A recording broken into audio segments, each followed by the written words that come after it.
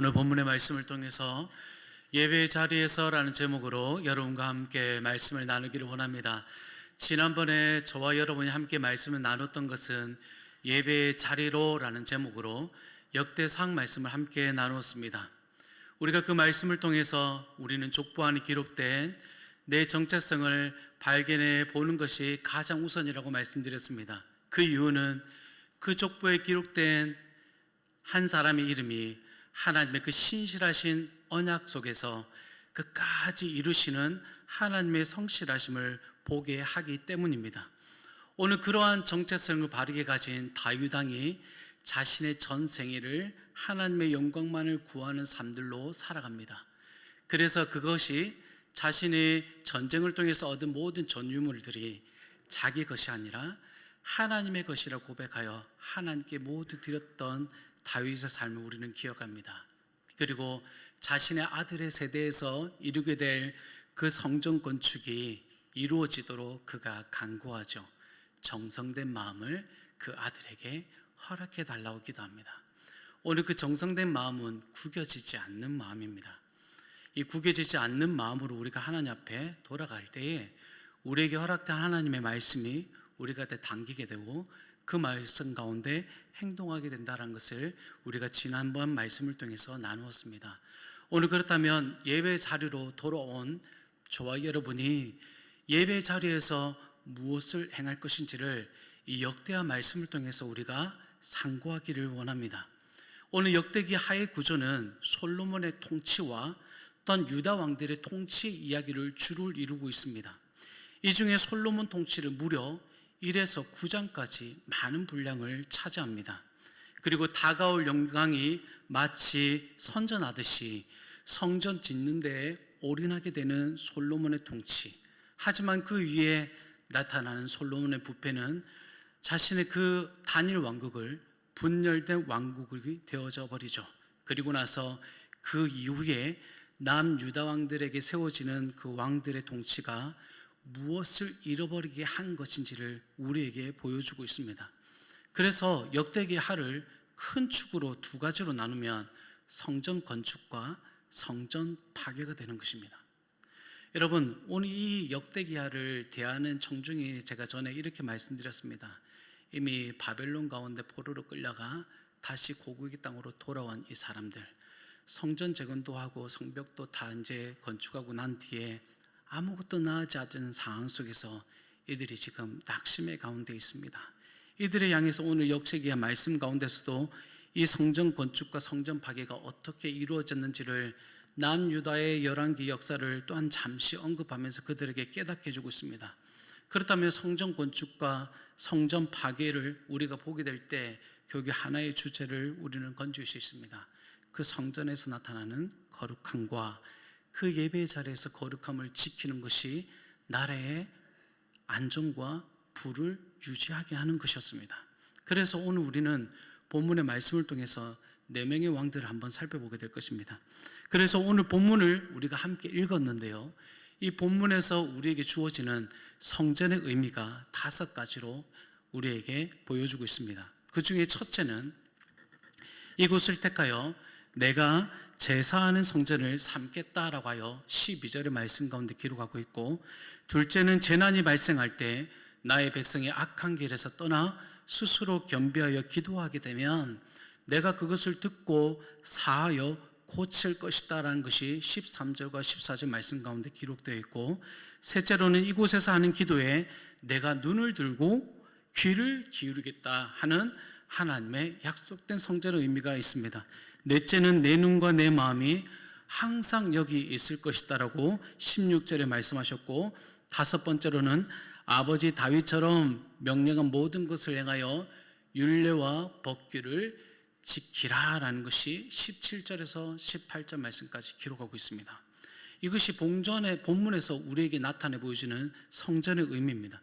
그렇다면 여러분, 이 5가지 우리가 다 기억하기는 힘들지만 이 역대기 하에서 우리에게 알려주는 성전의 의미는 3가지로 요약될 수가 있습니다. 첫째는 유다 백성들의 종교적 삶의 중심지가 이 성전이라는 것과, 두 번째는 상천하제 유일하신 하나님께 예배하는 신성한 곳, 그리고 세 번째는 죄를 속하고 율법의 가르침에 따라 살기로 서약하는 곳이 성전입니다.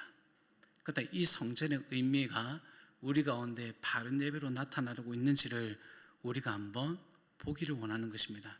사랑하는 여러분, 오늘 1에서 8장까지 9장까지 솔로몬이 성전 건축하는데 올인하여 그 성전 건축의 아름다운 하나님의 임재의 영광을 경험했던 왕으로 우리는 기억하고 있습니다.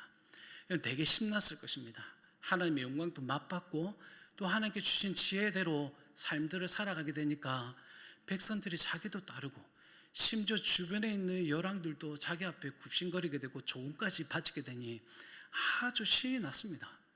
여러분, 이런 가운데서 만약 저와 여러분이 솔로몬이라고 한다면 늘 자신감 가득한 가운데서 삶들을 살아가게 될 것입니다. 그런데 솔로몬이 이러한 부국과 또한 자신의 형통함 속에서 실패를 하나 경험하게 되는 것인데, 그 실패는 잘못된 결혼을 통해서 이루어지게 됩니다.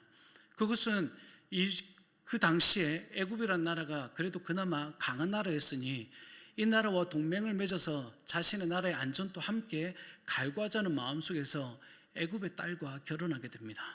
이것이 솔로몬의 부패의 첫 번째 발걸음이 되게 됩니다. 여러분, 타협이라는 것은 자기가 어느 정도 의지하게 되는 대상을 발견했다는 것입니다. 그래서 어떻게 보면 하나님께 모든 것을 맡기고 하나님께 의존해야 될 솔로몬이 그것보다 자신의 주변에 좀 더 강해 보이는 왕과 동맹을 맺었던 하나의 사건을 바라보면서 그가 하나님께 맡기는 것이 아니라 자신의 주변에 있는 눈에 보이는 강한 것에 자신을 어느 정도 맡긴 것을 우리가 살펴볼 수 있습니다. 그런데 여기서 끝이 나지 않습니다. 그가 한 사람의 이방 여인을 구원하는 것도 괜찮겠지만 여러분, 그 이후에 1000명의 여인을 그의 곁에 품게 됩니다. 그리고 나서 많은 우상들이 생겨나기 시작하죠. 왜냐하면 자기가 눈에 보이는 그 아름다운 여인들을 자기가 구애하면서 얻었던 여인들이거든요. 그런데 이 여인들이 솔로몬에게 다가와서 자기가 이전에 살던 곳에서 섬겼던 신들을 섬기게 해달라고 여러분 아주 애교 섞인 목소리로 솔로몬에게 요청하는 거죠. 여러분, 남자들이 제일 하지 못하는 게 그거예요. 여성분들이 아주 친근히 다가와서 이것 좀 해달라고 이렇게 금세 넘어갑니다.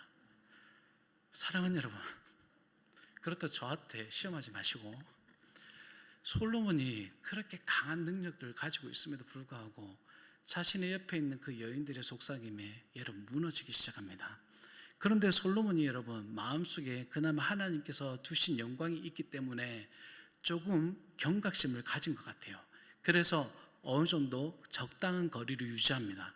그 적당한 거리를 어떻게 유지하냐면, 여러분 자신의 주변에 1000명의 여인이 있습니다. 그리고 우상들을 섬기게 해달라고 요청을 하겠죠. 그래, 섬겨라고 허락을 하지만 솔로몬의 마음 중심에는 예루살렘 중심의 그 신들을 섬기지 못하도록 예루살렘 주변에다가 섬기도록 놔둬버린 거예요. 어느 정도 적당한 거리에 두면 괜찮겠지라는 것입니다. 그런데 이것이 그의 인생 가운데 가장 위험한 하나의 사건이 되어져 버리죠. 그리고 나서 여러분, 솔로몬의 왕국은 그 다니엘 왕국에 절대 넘어지지 않을 거라고 생각했던 그 왕권이 어느 순간 무너지게 됩니다. 그리고 나서 분열된 왕국 속에서 나타나는 여러 가지 사건과 상황들을 우리는 발견하면서 도대체 무엇을 잃어버렸기 때문에 북이스라엘도 망하고 결국에 남유다도 망하게 되었는가? 또한 그 망해져가는 상황 속에서도 어떻게 저 나라를 하나님께 또한 붙들고 계셨는지를 우리가 본문의 말씀을 통해서 알기를 원하는 것입니다. 여러분, 첫 번째로 아사왕입니다. 이 아사왕의 삶을 살펴보게 되면 첫 번째 우리가 알고 있는 잘못된 예배입니다. 여러분, 잘못된 예배라는 것은 하나의 대상을 따르지 않는 것을 얘기하는 것입니다. 여러분, 14장 2절 5절에서 말씀하기를 이 아사왕에 대한 평가를 이렇게 성경은 기록하고 있습니다. 하나님 보시기에 선과 정의를 행하였던 왕이었다. 그리고 이 왕이 하나님께 선과 정의를 행동하게 될 때에 이방 제단과 산당을 없애고 심지어는 주상을 깨뜨리며 아세라상을 찍어버렸고 유다 사람들에게 명령까지 해서 조상들의 하나님을 찾도록 하였다라고 말하고 있습니다. 그런데 여기서 끝나지 않습니다. 율법과 명령을 행하게 하고 유다 모든 성읍에서 산당과 태양상을 제거했던 왕으로 소개하고 있습니다. 그런데 이 아사 왕의 개혁은 더 놀랍게 나타난 것이 뭐냐면 하나님이 그와 함께 하시는 것을 보고 사람들이 아사에게로 돌아왔던 상황들을 성경에서는 15장에서 기록하고 있습니다. 사랑하는 여러분, 하나님을 찾지 않는 사람들을 하나님을 따르도록 또 하나님을 찾도록 만들었습니다. 그런데 여기서 더더욱더 놀라운 하나의 상황은 대소, 남녀를 막론하고 하나님을 찾지 않는 사람들은 다 죽여버립시다 라는 것이 당시 시대에 살고 있던 백성들의 소리였습니다. 그만큼 이 나라 백성들이 하나님을 찾고 구하는 것을 다 함께 결의했다는 것을 얘기합니다. 그런데 이 굳은 결의가 이제는 절대 흔들리지 않는 하나님만을 찾고자 하는 신앙으로 함께 나아갔던 왕의 당시의 모습을 우리에게 보여주고 있는 것입니다. 사랑하는 여러분, 그렇다면 우리 가운데 이 잘못된 예배는 이 아사 왕의 삶을 통하여 우리가 어떤 것이라 말할 수 있겠습니까? 하나님이 아닌 다른 것을 따르지 않는 것을 얘기하겠죠. 그래서 아사 왕이 했던 것은 하나님을 따르게 방해하는 모든 것들을 제거하기 시작한 것입니다. 여러분, 오늘 저와 여러분이 하나님을 따르겠다라고 생각했을 때 따르는 데에 있어서 장애가 되는 것이 여러분 무엇입니까? 오늘 그것을 우리는 제거해야 됩니다. 예배 자리에서 우리는 또 무엇을 따를 것인지 또한 우리는 결단해야 됩니다. 우리의 정신을 혼미하게 만드는 것이 무엇인지 우리는 또한 분별하여 그것을 버릴 수 있어야 됩니다. 그런데 우리가 하나님을 따르지 않는 상태에서 우리가 예배 자리를 섬길 때 우리는 내 곁에 무엇을 두었는지조차 모르고 내 안에 있는 욕망과 내 안의 욕심을 그대로 남겨둔 채 하나님께 예배하게 되는 것입니다. 사랑하는 여러분, 그때 우리는 아사 왕이 행했던 선과 정의를 볼 수가 없게 되는 것입니다. 우리는 하나님 안에서 선이 있고 하나님 안에 정의가 있는 것을 우리 모두가 알 수 있습니다. 사람 안의 선과 정의는 항상 자기가 살고 있는 삶의 기준 안에서만 정해지기 때문에 사람 안에서는 정의는 결코 존재하지 않습니다. 그 사람이 선하다라고 생각하는 것과 그 사람이 선하다고 행동하는 것들조차도 그가 생각하는 기준 때문에 또 다른 사람이 살아가는 기준이 또 다르게 나타나기 때문에 저 사람은 악해, 저 사람은 선해 라는 것을 우리의 잣대로 그려낼 때가 있습니다. 그래서 모든 것이 무너지는 것입니다. 사랑하는 여러분, 오늘 우리는 예배 자리에 나와서 우리는 무엇을 따를 것인지를 우리는 명백히 발견해야 됩니다. 오늘 아사 왕은 하나님을 찾도록 하는 그런 간절한 열망이 자신뿐 아니라 유다 백성들까지도 그것을 찾도록 선포했던 사람입니다. 그렇다면 오늘 저와 여러분은 누구를 따르고 있는가라는 것을 예배 자리에서 우리는 명백히 바로 해야 되는 것입니다. 여러분, 그렇다면 하나님을 따른다는 것을 힘들다라고 표현할 때가 있습니다. 여러분, 그것이 힘들다라고 얘기하는 것은 다름 아니라 내가 하나님을 따라가기보다 내가 좀 더 내가 따르고 싶어하는 대상이 생겼기 때문에 그렇습니다. 한 이성을 사랑하는 것은 쉽지만 또 다른 이성이 생기면 한 이성을 바라보는 것이 힘들죠. 마찬가지입니다. 우리가 하나님을 따를 때 내 눈과 마음을 유혹하는 것들이 많이 있습니다. 내 마음을 즐거워하게 하는 것과 내 마음의 유익을 가져다 주는 것, 이것이 하나님을 따르게 하지 못하는 것입니다. 그래서 당시의 사람들이 우상을 이토록 많이 세워둔 이유가 바로 그것입니다. 하나님을 섬기려고 했는데 이 당시의 상황의 문화를 우리가 또 따르며 살아가야 될 때 이 하나님을 섬기는 것이 너무 버거운 거예요. 마치 안 될 것 같으니까 결국엔 그 하나님을 섬긴다 하면서도 자기 주변에 이방 제단과 산당과 주상과 아세라상을 만들어 놔버린 것입니다. 사랑하는 여러분, 우리 안에도 이런 요소들이 있을 수 있습니다. 그럼 내가 이것을 어떻게 하면 발견할 수 있습니까, 여러분? 그래, 여러분, 하나님을 따라가야 돼요. 우리가 예배를 드릴 때 예배 자리를 돌아왔다고 한다면 우리가 하나님을 따르겠다라는 그런 결단 가운데서 우리 예배를 이룰 수 있어야 합니다. 그제서야 우리는 내 안에 어떤 욕심이 있고 어떤 욕망이 있는지 발견하게 되는 것입니다. 사랑하는 여러분, 오늘 돌아온 예배의 자리에서 여러분 하나님만을 따르겠다라고 이 시간 한번 작정해 보시는 것은 어떻습니까? 오늘 그 하나님께서 여러분 이제까지 인도하셨던 것처럼 앞으로의 걸음들도 그분이 어떻게 인도하시는지를 그분을 한번 따라가 보시지 않으시겠습니까? 물론 저희들이 사순절 기간 안에서 마태복음을 계속해서 묵상하고 있습니다. 만약 우리가 예수님을 따르는 제자들이라고 한다면 솔직히 그 길은 쉽지 않을 것입니다. 왜냐하면 지금 예수님께서는 그분을 따르는 제자들에게 뭐라고 얘기하냐면 인자가 고난을 받아 죽게 될 거야 라고 말하고 있기 때문입니다.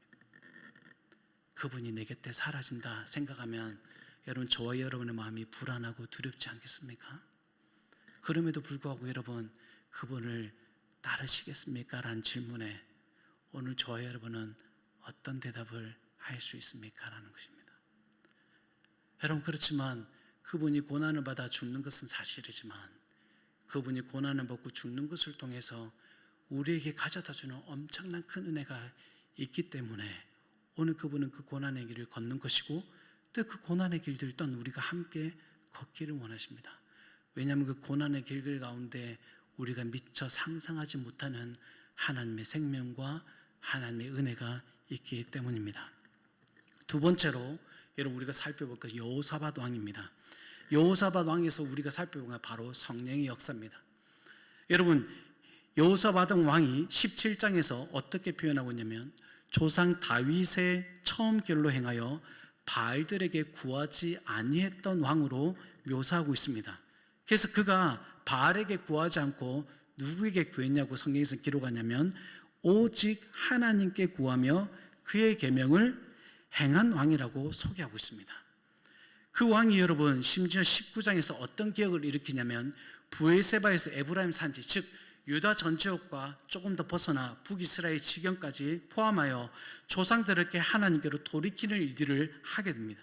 그리고 나서 각 지역의 성읍 가운데서 무엇을 세우냐면 올바른 재판관을 둡니다. 그런데 그 재판관을 두게 될 때 그들이 재판을 어떤 경우로 하라고 얘기까지 하냐면 여호와를 위해서 바른 판결을 하도록 그들을 돕습니다. 여러분, 그렇다면 이 여호사밧 왕이 된 이후에 하나님 앞에 선한 개혁을 일삼았던 왕이라는 사실을 우리는 명백히 합니다. 그러나 제가 이 부분을 말하려고 하는 것은 아닙니다. 여호사밧 왕이 되기서 여러분 가장 우리 가운데 도전을 주는 것이 뭐냐면 20장의 사건입니다. 20장에서 여러분 모압과 암몬과 마온 사람들이 연합해서 이 여호사밧 왕을 공격을 합니다. 그때 여러분 여호사밧 왕이 무엇을 하냐면 하나님께 기도합니다.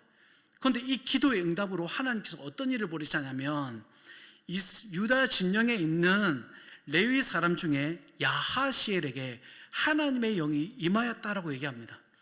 하나님의 영이 임하여서 무엇을 알려주자니까 야 얘들아, 이 전쟁은 너희들에게 속한 것이 아니라 하나님께 속한 거야 라고 얘기를 합니다. 그래서 여러분 우리가 CCM 가사 중에 CCM 노래 중에 전쟁은 하나님께 속한 것이니 이 찬양이 바로 여기서 나왔습니다.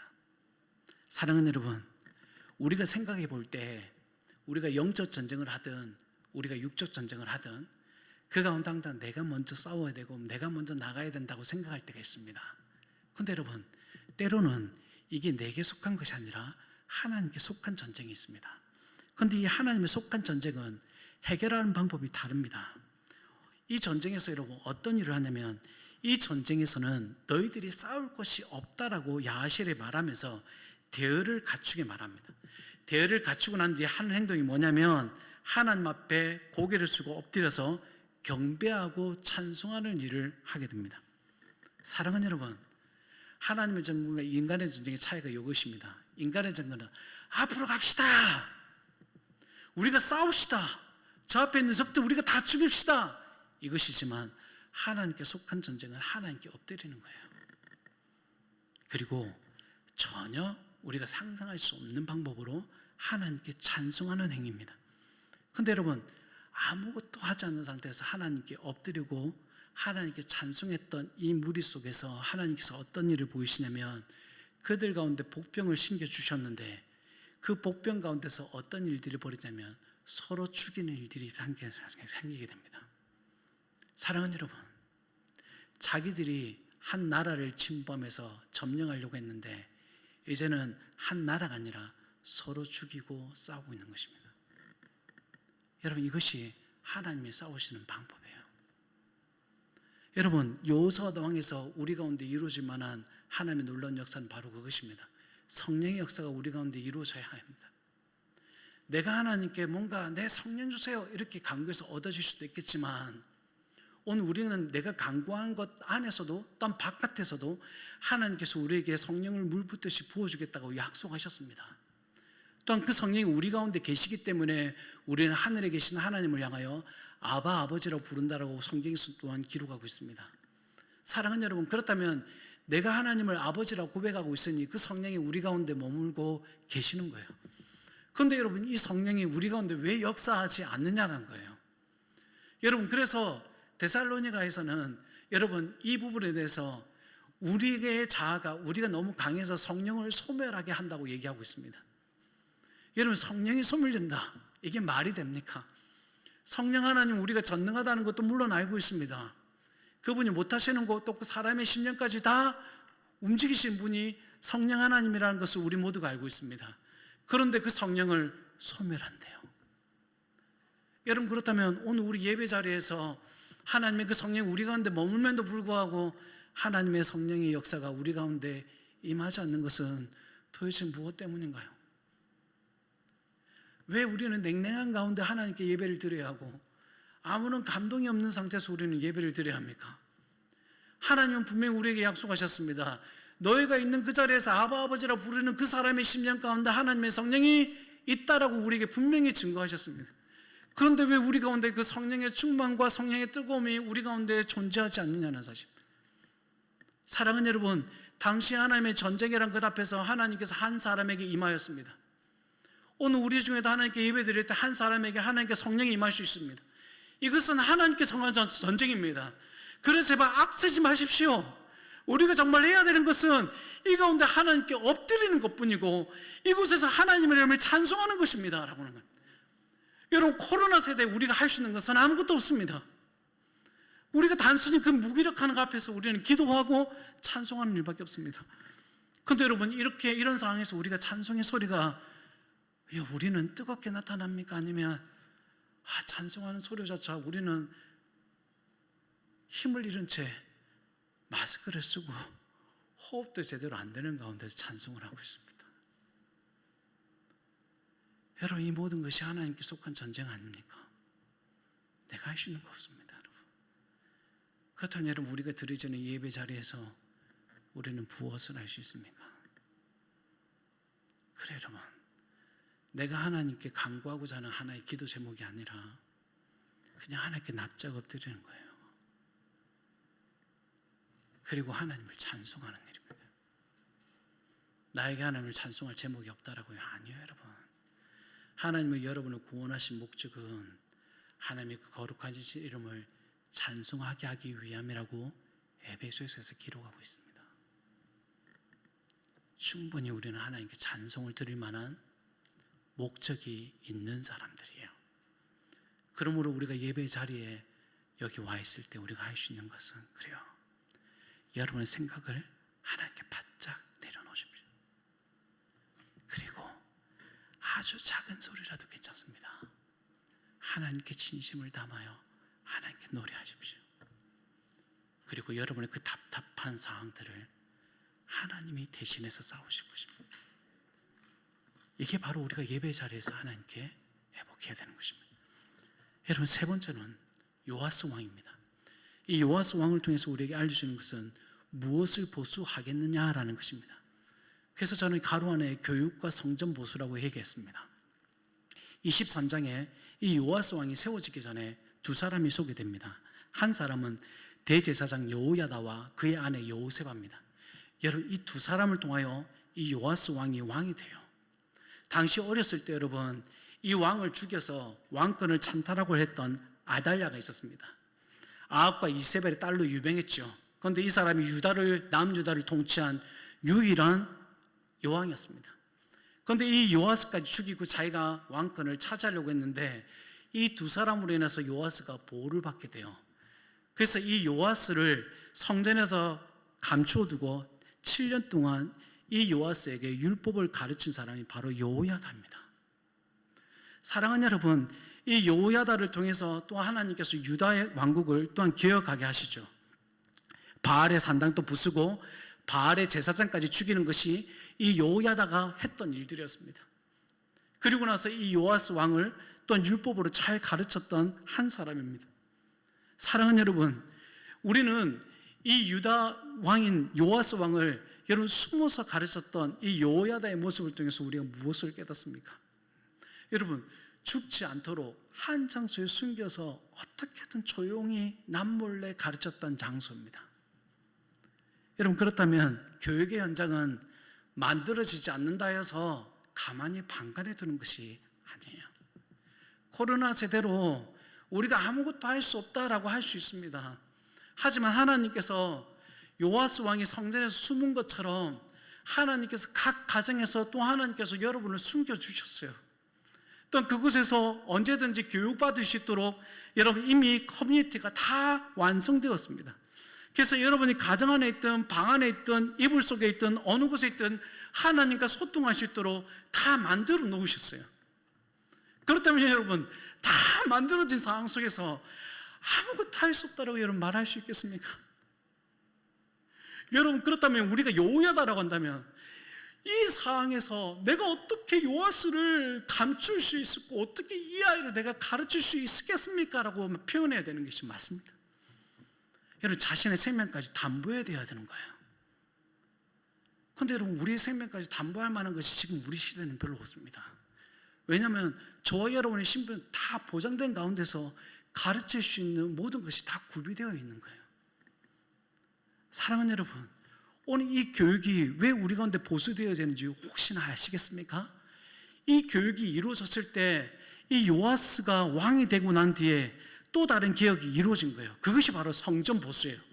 이 성전이 보수가 된 뒤에 여러분, 이스라엘 백성 즉 남유다 안에서 하나님께 번제 드릴 수 있는 장소와 상황이 만들어진 거예요. 여러분, 그렇다면 우리의 교육의 현장이 끊어지게 되면 우리가 하나님께 아무리 예배를 드리고 싶어도 그 예배 현장이 우리 가운데 만들어지지 않는다라는 것입니다. 그렇다면 오늘 저와 여러분이 누군가에게 몰래 가르치는 그 교육의 현장은 그 사람이 나중에, 그렇죠 여러분, 그 성전을 보수해서 하나님 앞에 예배 드릴 수 있는 장소로 만든다라는 것입니다. 그러므로 오늘 우리 가운데 여호야다 같은 교육가가 있어야 되고 가르치는 사람이 있어야 돼요. 여러분, 그때 가르친다는 것이 성경의 모든 것을 다 알고 있을 때 가능한 것인가 라고 할 때 아니요, 절대 그렇지 않습니다. 저도 늘 배우는 사람이거든요. 근데 늘 배우는 저도 여러분과 만나서 말씀을 이렇게 나누는 거죠.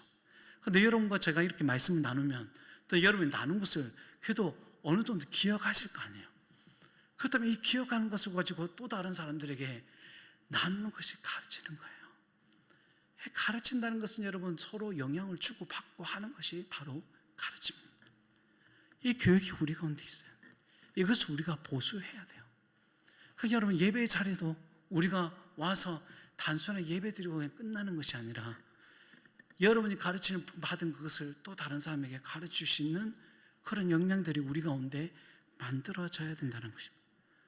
여러분, 마지막으로 히스기야 왕입니다. 히스기야 왕의 삶을 보면 거룩하게 살겠다라는 다짐을 우리에게 알게 하십니다. 29장에서 히스기야 왕이 행했던 하나님의 놀라운 기억들을 말합니다. 여호와의 전을 성결하게 하고 브엘세바에서 단까지 예루살렘에 와서 유월절을 지키라고 했던 왕입니다. 여러분, 브엘세바에서 단까지라면 북이스라엘 끝에서부터 남유다 끝까지예요. 여러분, 분열된 왕국인데 이 히스기야가 여러분 보발꾼을 통해서 저 끝에서부터 저 끝까지 유월절을 지키라고 선포했던 왕이 여러분 히스기야 왕입니다. 여러분, 이렇게 개혁을 일삼았던 이 히스기야 왕이 하나님께 놀랍도록 형통함을 주시고 나라의 강성함을 허락하셨어요. 그런데 안타깝게도 이 히스기야 왕이 그런 하나님의 놀라운 은혜를 받았음에도 불구하고 역대하 32장 25절에 무엇이라 기록하냐면 히스기야가 마음이 교만하여 그 받은 은혜를 보답하지 아니함으로 진노가 그와 유다와 예루살렘에게 내리게 되었다라고 얘기하고 있습니다. 여러분 잘 들으십시오. 하나님께서 히스기야 왕에게 그 계획을 통해 주신 은혜가 굉장히 많았던 말이에요. 그런데 이 굉장히 많은 그 은혜를 누리면서 히스기야 왕이 교만하였다라고 얘기하고 있어요. 그 교만함을 여러분 어떻게 표현했냐면 받은 은혜를 보답하지 아니했대요. 사랑하는 여러분, 예배 자리에서 해야 되는 것이 뭐냐면 내가 거룩하게 살겠다는 다짐이에요. 그런데 여러분, 이 다짐은 어떻게 이루어져요? 그래요, 하나님께서 우리에게 허락하신 그 은혜 자리에서 우리는 그렇게 삶을 살겠다라고 다짐하지 않습니까? 이 다짐이 우리의 예배 자리 가운데서 이루어져야 하는 거예요. 그런데 우리의 마음이 교만해서 하나님께서 우리에게 주시는 은혜가 있는데 보답하려고 하지 않는 거예요. 그런데 이것을 성경에서는 마음이 교만함이라고 표현하고 있습니다. 이 뒤에 여러분 26절에 뭐라고 기록하냐면 히스기야가 마음의 교만함을 뉘우치고 예루살렘 주민들도 그와 같이 하였으므로 여호와의 진노가 그들에게 내리지 아니했다라고 기록하고 있습니다. 사랑하는 여러분, 히스기야 왕의 예배 자리에서 우리는 다시 한 번 더 하나님께 거룩하게 살겠다는 다짐이 필요합니다. 그런데 그 다짐은 여러분에게 억지로 하라고 말하지 않습니다. 여러분이 받은 은혜에 보답하는 것이 다짐이에요. 그렇다면 여러분, 하나님께서 저와 여러분에게 주신 은혜는 무엇입니까? 저에게 주신 은혜가 다르고 여러분 각자에게 주신 은혜가 다릅니다. 하지만 저에게도 주신 은혜와 여러분이 주신 은혜가 같은 것이 또한 있습니다. 오늘 그 은혜를 우리가 다시 기억하는 겁니다. 그동안 그것을 받아 누리는 것입니다. 그리고 받은 은혜에 감격해서 우리는 하나님께 고백하는 것입니다. 하나님, 받은 은혜에 대해 내가 하나님께 보답하고 싶습니다. 이러한 다짐이 우리 가운데 이루어져야 된다는 것입니다. 사랑하는 여러분, 4명의 왕을 통해서 우리의 예배 자리에서 무엇을 해보게 될지 말씀드렸습니다. 한번 종합해서 한번 보겠습니다. 우리가 예배 자리에서 아사 왕의 잘못된 예배를 보았고, 여호사밧 왕의 당을 통해서 우리는 성령의 역사가 우리 가운데 머물러 하나님의 속한 전쟁임을 우리는 깨달아야 된다는 것을 말씀드렸고, 요아스 왕을 통해서 우리는 무엇을 보수해야 되는지를 함께 살펴봤습니다. 그것은 교육이었습니다. 그리고 히스기야 왕을 통해서 우리는 이 예배 자리에서 하나님 받은 은혜를 보답하는 마음으로 거룩하게 살겠다라는 다짐이 우리의 예배 자리에서 이루어져야 된다는 것이었습니다. 사랑하는 여러분, 오늘 4명의 왕, 이후에도 선한 왕은 있었지만 특별히 이 4명의 왕들을 우리가 기억하시면서 오늘 우리의 예배 자리에서 이런 하나님의 거룩한 은혜의 결단들이 저와 여러분의 삶 가운데 이루어지기를 주님의 이름으로 축원합니다. 우리 말씀을 기억하시면서 우리 주를 위한 이곳에